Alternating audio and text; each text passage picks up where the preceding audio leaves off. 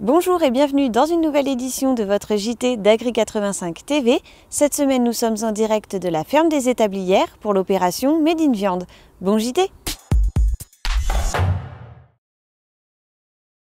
L'objectif de Made in Viande, c'est que les agriculteurs communiquent directement avec le grand public et on va dire de court-circuiter tous les mauvais messages qui peuvent être passés par des associations, etc.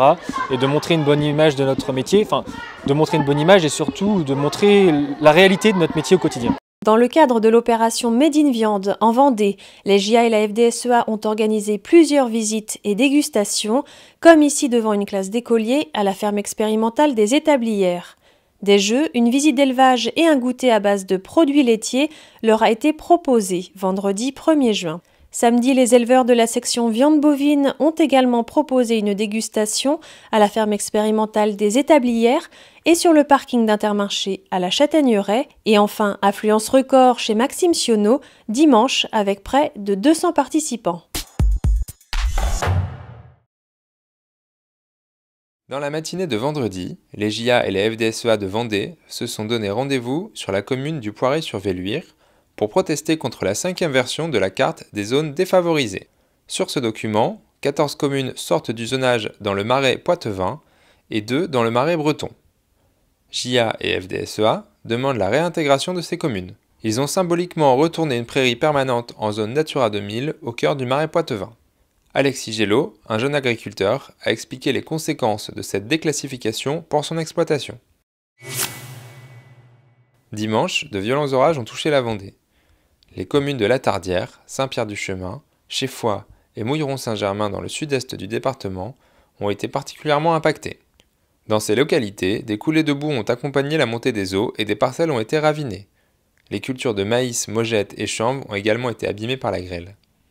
Mardi soir, un nouvel épisode de forte pluie a touché ce secteur. Les précipitations ont pu atteindre 110 mm par endroit, rapportent les agriculteurs sur les réseaux sociaux. Mardi, les éleveurs qui travaillaient pour l'abattoir du groupe Doux de Chantenay étaient réunis au Conseil régional des Pays de Loire.